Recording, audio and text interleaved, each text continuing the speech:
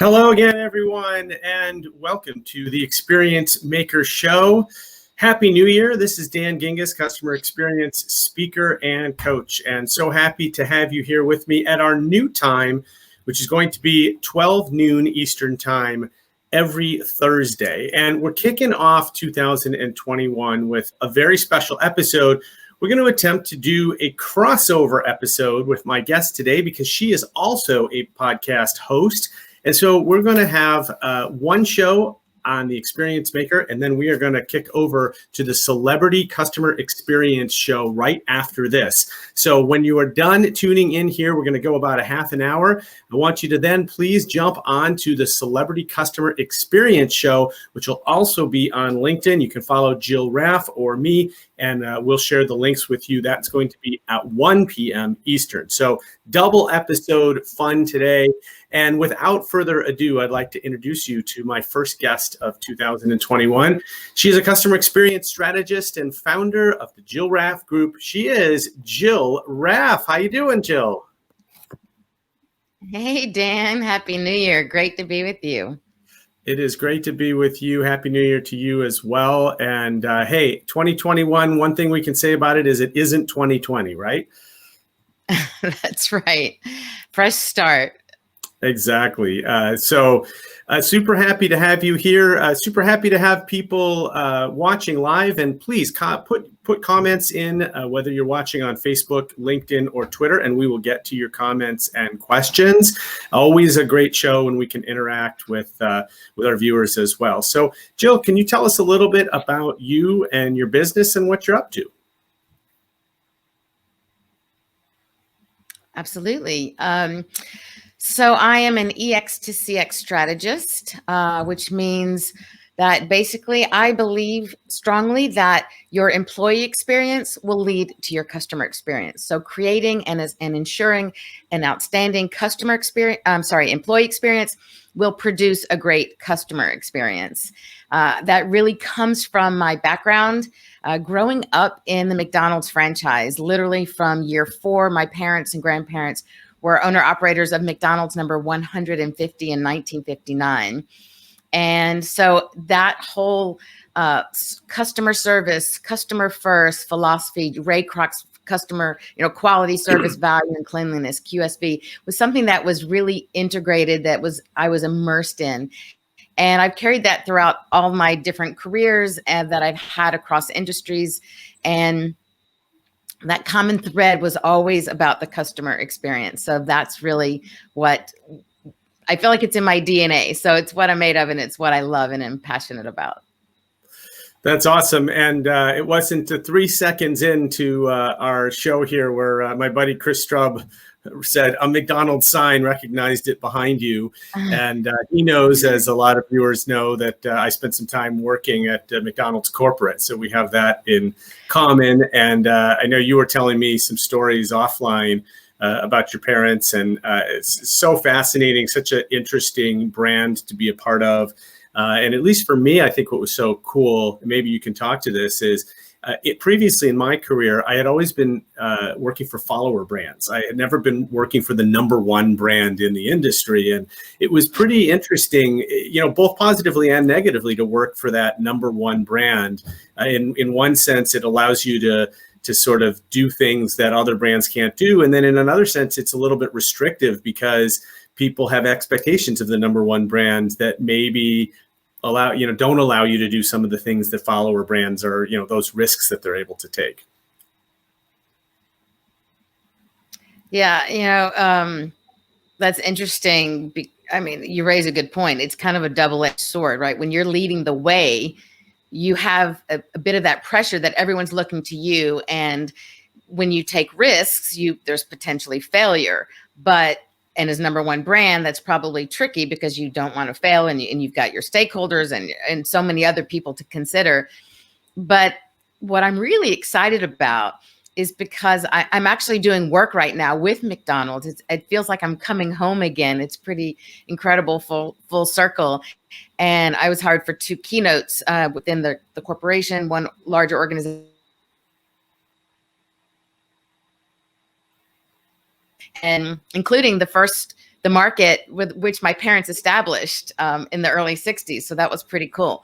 But what's so exciting to me is to see that now McDonald's really is stepping out, and they are taking risks, and they are prioritizing their people. The people lead initiative is something that's on the top of their docket, their marketing plan, their strategic strategy for going forward. And to me, to find a company of that size to put their people first and to recognize that it starts with your people, your employees, what I call your first line customers. So you need to treat them the same way you think of how everyone's always thinking of how do we treat our customers well. We make sure the customer is the most important thing because they're bringing in the money.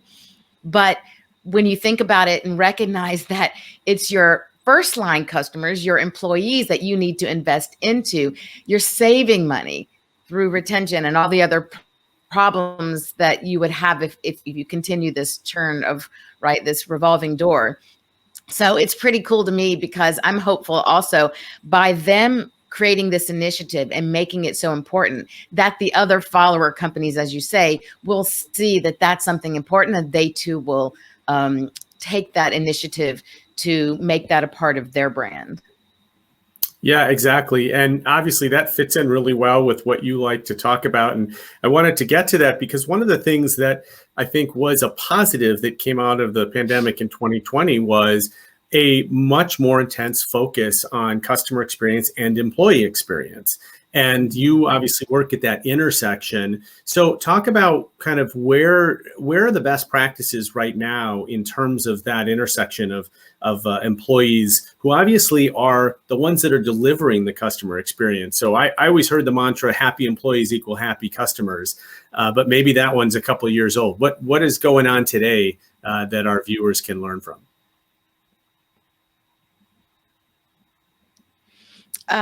Sure. I do think when you have happy employees, you will have happy customers. If we think about it, when people show up to work every day, they're coming with whatever emotions or feelings or education or training or understanding of what that company is about and what their responsibilities are and what are bringing from home. So there's kind of multiple layers to that, but I think it's important for the company to kind of level set what that experience is going to be and the expectation will be. So we all come from different experiences, different upbringings, different work ethics, and that's a big problem with employee retention. That work ethic, they don't have that expectation, and so the company needs to level set that in what I call education and educating your people, not just training them. That when they start out with, even before they're hired, that you need to make that expectation, your values, your core values, your vision and mission really super clear, and that you have buy-in from them. And so then when you create the environment to where you are in alignment with each other and you show that you're investing in them, then naturally they're going to take that emotion, that feeling, and that's going to be conveyed to your customers. People buy emotionally, justify logically, and we're all human, right? And I say people are people first and their customers second. And I think that really sums up the idea and the understanding that whatever experience your employees have will naturally and passed on. We're emotional beings, we're social beings, and the energy will be passed on to the customers. Sure. I want to apologize. We're having a little bit of internet trouble, so I know there's some freezing going on. Both Jill and I have 2 kids at home on their computers at school, so we are really testing our bandwidth on both sides of the equation here. So apologies, but we're gonna keep trucking and do the best that we can here. So when we talk about employee experience, are we talking about ping pong tables and lattes and stuff like that, like you hear all the startups do? I remember I worked for a startup, and man, the fridge was stocked and there was 1,000 different kinds of snacks and all that sort of stuff. Is that what we're talking about, or are we talking about something deeper than that? No, that's not what we're talking about. While it doesn't hurt, to me, that's temporary. They have fun and it's great, and it certainly makes a fun environment. But I don't think when employees then go to interface with your customers, the fact that they've been playing ping pong and been given a lot of drinks or free pizza is going to make a difference.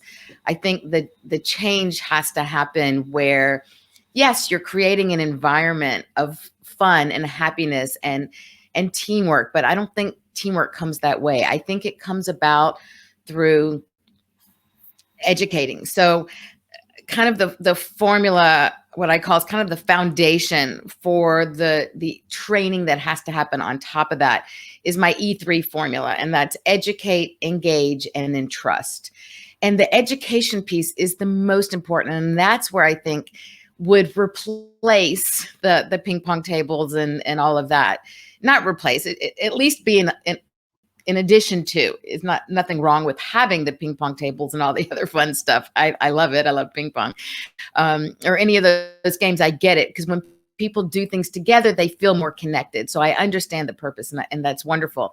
But to really, I think, be felt by your customers, you start with the education, and that is really making sure that your core values, and so that's assuming that the first step of establishing true core values, and that you've incorporated how you treat people, starting with how you treat your fellow employees and your customers, is incorporated into those core values.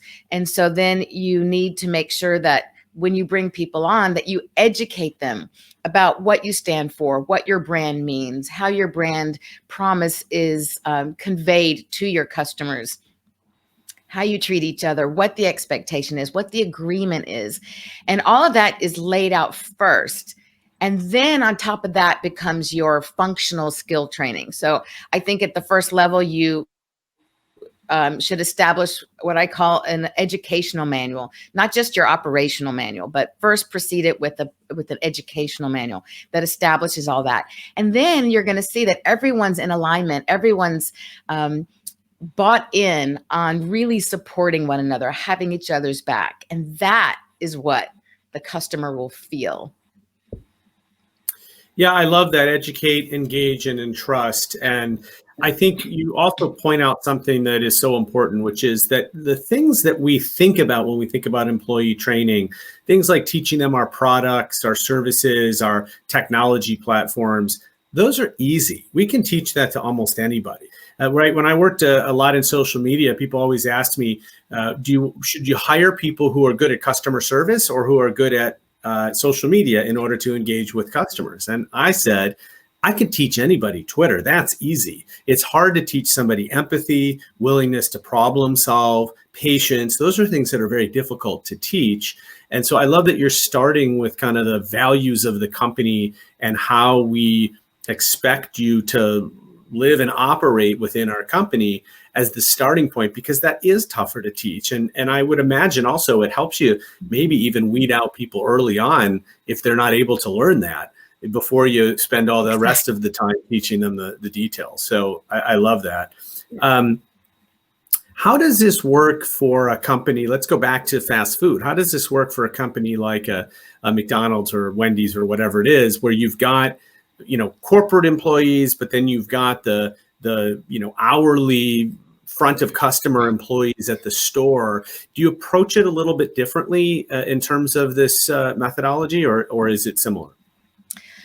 It's very similar. Of course, it would be a little bit different because, on the management level or in the national corporate level, you need buy-in across the board from everyone. But it would be very similar, because I do believe that we need to create leaders at every level. So leaders at, in the national positions, corporate positions, and leaders in terms of even down, say, and I shouldn't say down, but in terms of task level, right, in the job, even someone who is an hourly wage person, to feel like and understand that they are responsible for the success of that company, because then you're creating ownership. And when you create a feeling of ownership as an employee, you are going to get the best work from them. They are going to feel empowered. And empowered employees are going to be productive employees. And that's what really creates a true team, and not just a group of individually. And so I think with my training around and workshops or training consulting would be different, of course, to people who are in higher leadership positions. And then I think they would take those skills, those ideas, the ways to implement the details. So one would be really conceptually, but also giving them tools to teach their people. And then the other would be more at a local management level, where they're working directly with those people. And then they would need to tweak that depending upon their own internal culture, depending upon the personalities of their people and what's going on. So it's the same framework.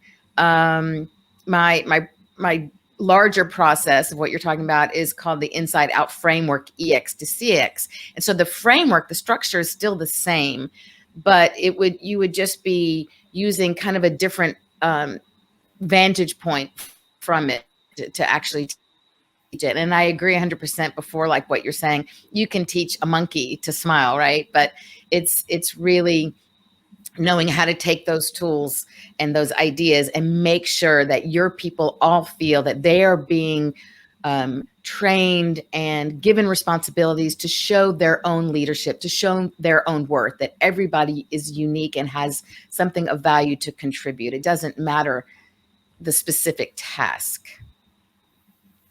Agreed.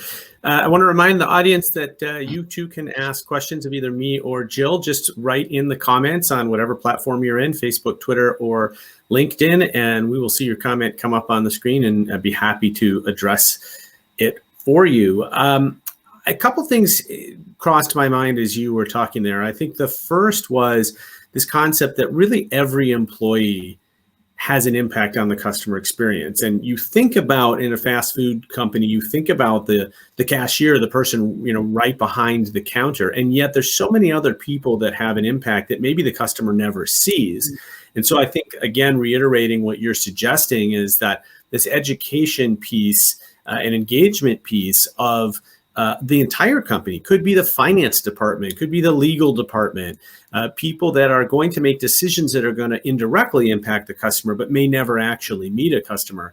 I think it's really important that they're on board as well. And the other thing that crossed my mind was, one of my pieces of advice that I give to all companies when I work with them is to become a customer of your own company. And I think that is so incredibly important, because you can't figure out what it's like to be a customer just by reading reports. And even it's hard to do that just by talking to customers. You actually have to do it yourself so that you can compare it to your other experiences as a consumer, as a corporate buyer, whatever it is.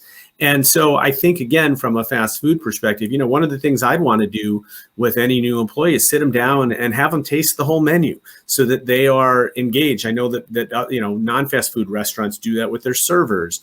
And I remember one of the things that I really liked about working at McDonald's was the test kitchen that was in the corporate headquarters.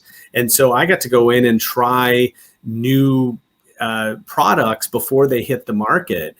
And that made me really engaged when they did hit the market, right? Because I felt some ownership and some involvement, because my survey comments, might have helped to affect it one way or another.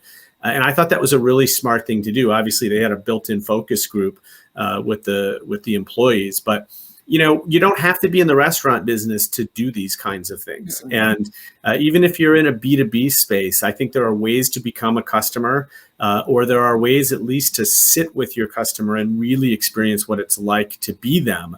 And you'll start to see that they don't use your product or service the way you think they do. And they often learn little tricks to get around the annoyances or the pain points. And when you can actually see that happen, you then know what you could go back and fix to make a better experience. So it's a piece of advice I always give, and it sounds like that fits in really well with what you've been teaching. How about this concept now of we're coming up on a year of working from home and so many remote workers. How do we keep engagement up in a remote workforce, especially as I predict that a lot of companies are going to stay remote because they are figuring out that it actually works really well, that it can be less expensive, that they can acquire employees from all over the place instead of from right down the road. So What do we do there to keep employees engaged?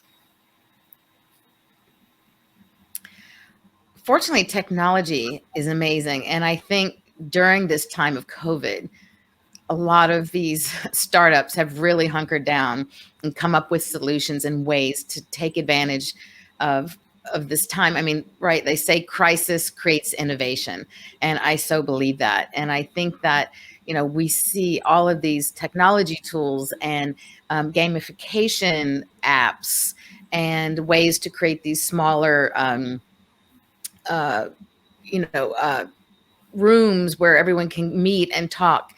And I think that using this technology is very helpful. I mean, yes, it's really hard to sit for hours and hours back to back meetings and calls. But I do find that in some way, I always try to look at the bright side of everything. And when I think of this stay at home, and we're worse than ever, sadly, where I'm in Austin, Texas. And I've actually made more connections. I met you, and I've met some other really amazing people at all levels of not only the industry, but across multiple industries. And it seems to me that people are much more open to having that conversation and to meeting, and the time period in which that happens is really been condensed. There's not a lot of fray that seems to somehow get in the way. And I love that. And I think we need to continue to play on that. And I think for companies, the key is communication, no matter what, whether it's in person or virtual, but even more so in virtual.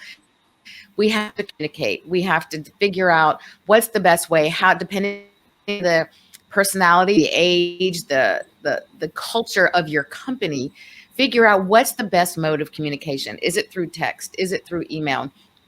Is it through social media? Figure out what that is and speak to your people in the way they receive information best. And then I think these, having smaller groups of meetings, and maybe creating leadership within leaders at all level. Don't just expect the same management to constantly be the ones doing all the meetings. Build those leaders from within, and then allow them to experience, to be kind of like peer coaching, and allow them to step in. And especially now when, people's bandwidths are being stretched, to be able to have smaller groups. Because I do believe that when you have the smaller, more intimate groups, you're still creating those connections. These breakout groups within Zoom, for example, are really amazing. You can get to know people, and quite a few, I think probably 10 to 12 is the best number, the ideal number for that to happen, where people can still talk. Probably 10 would be the most. But if you're doing a teaching or a training, you could have a few more. But you want to be able to see everybody on one screen and not have to scroll. And it's a way to really keep people connected and involved and engaged. And again, there's, Kahoot, and there's all these different polls and games that you can do to bring people in. And I just think you have to be creative and use those resources. And I think they'll be very effective.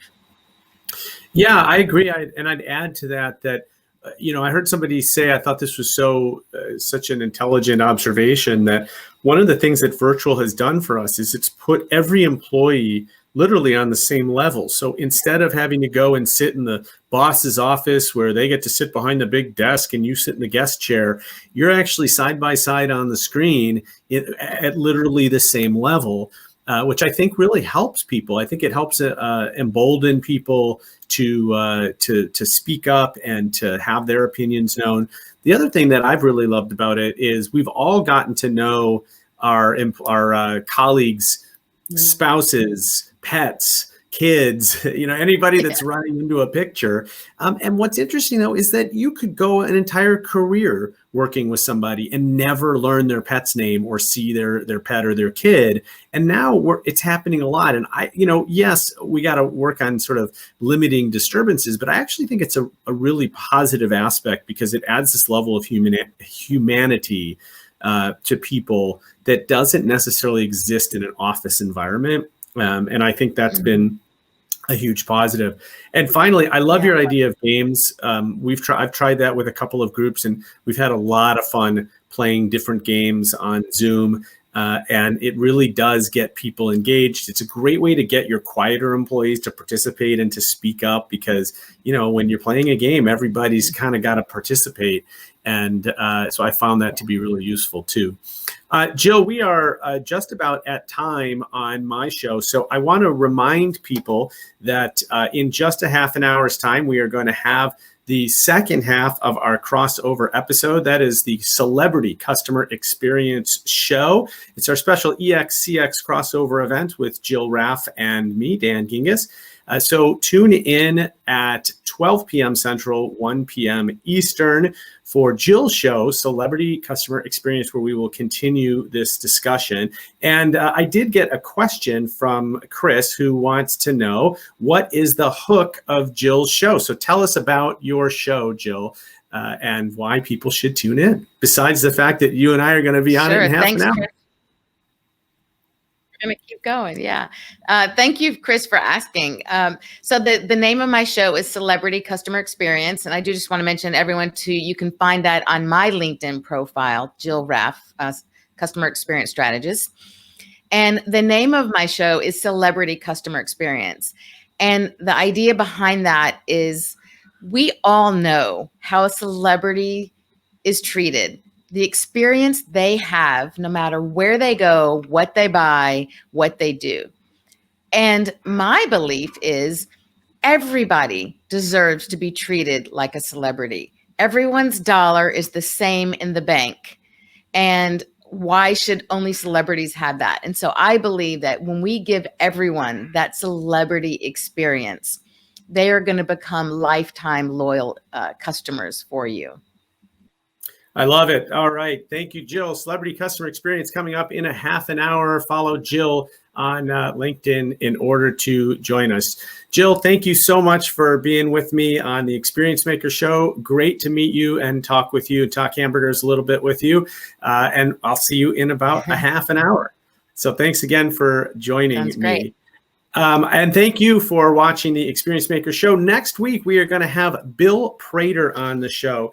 Bill is such an interesting guy. He runs his own consultancy that helps entrepreneurs grow their business. I had a chance to meet up with him and be on his show. And so I wanted to have him come because I think he has so many interesting things to say that don't just apply to entrepreneurs, but really to all businesses. So thank you once again for joining me. I'm Dan Gingiss, Customer Experience Speaker and Coach. You can find me at dangingiss.com or on LinkedIn, Twitter, or Facebook, which you already know because you're watching the show. So thank you, and we'll see you next week, 12 p.m. Eastern Time on Thursday for the Experience Maker Show.